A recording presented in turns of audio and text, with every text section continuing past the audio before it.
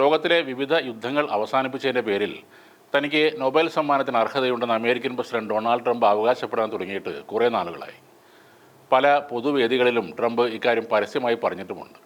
അതേസമയം Norwegian Nobel institute ട്രംപിൻ്റെ ഈ വാദങ്ങൾ അംഗീകരിച്ചിരുന്നില്ല.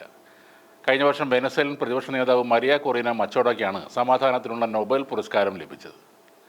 എന്നാൽ ഇപ്പോൾ വളരെ നാടകീയമായൊരു നീക്കവുമായി മരിയ കൊറീന മച്ചാഡോ അമേരിക്കയിലെത്തി തനിക്ക് ലഭിച്ച നോബൽ സമ്മാനം ട്രംപിന് സമ്മാനിച്ചിരിക്കുകയാണ്.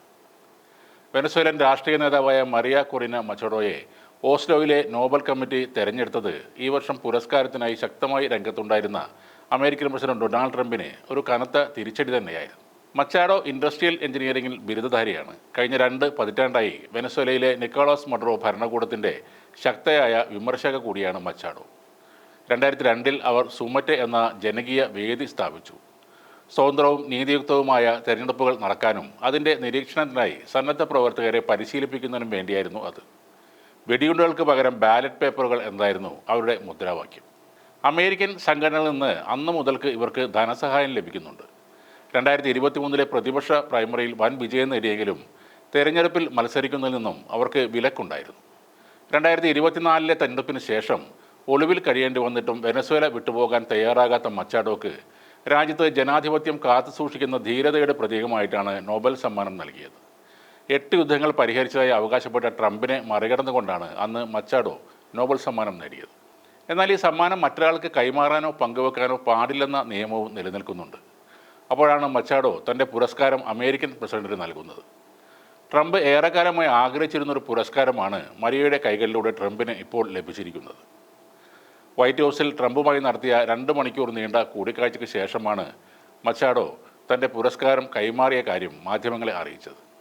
വെനസ്വേലയുടെ സ്വാതന്ത്ര്യത്തിനായി ട്രംപ് നൽകുന്ന പിന്തുണയ്ക്കും സ്വേച്ഛാധിപത്യ ഭരണകൂടത്തെ പുറത്താക്കാൻ കാണിച്ച ധീരതയ്ക്കുമുള്ള നന്ദി സൂചകമായിട്ടാണ് ഈ മെഡൽ നൽകിയതെന്നാണ് മച്ചാഡോ പറയുന്നത്.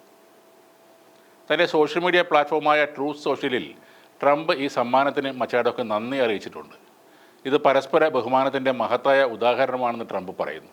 മച്ചാഡോയെ ധീരയായ വനിത എന്നാണ് ട്രംപ് വിശേഷിപ്പിക്കുന്നത്.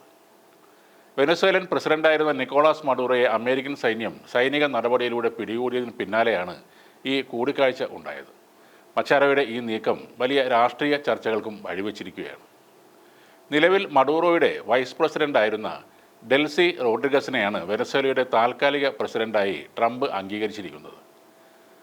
നോബൽ സമ്മാനം ട്രംപിന് കൈമാറിയതിലൂടെ വെനസ്വേലയുടെ പുതിയ ഭരണ നേതൃത്വത്തിലേക്ക് എത്തിച്ചേരാൻ ട്രംപിൻ്റെ പിന്തുണ ഉറപ്പാക്കുക എന്നൊരു ലക്ഷ്യം കൂടി മച്ചാഡോക്ക് ഉള്ളതായിട്ടാണ് നിരീക്ഷകർ കരുതുന്നത്.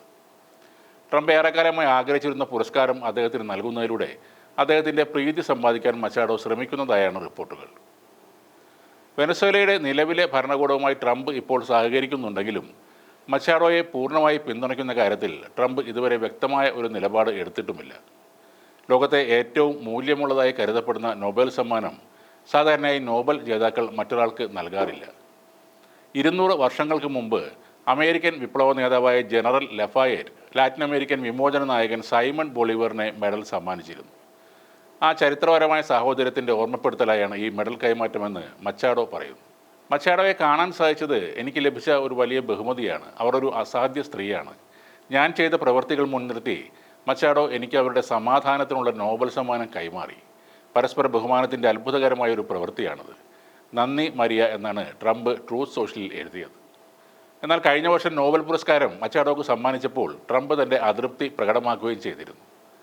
ഇപ്പോൾ ഏറെ നാളായി മോഹിച്ച ആ പുരസ്കാരം കയ്യിൽ കിട്ടിയതോടെ മച്ചാഡോ ഒരു ധീരയായ വനിത എന്നാണ് ട്രംപ് പറയുന്നത്.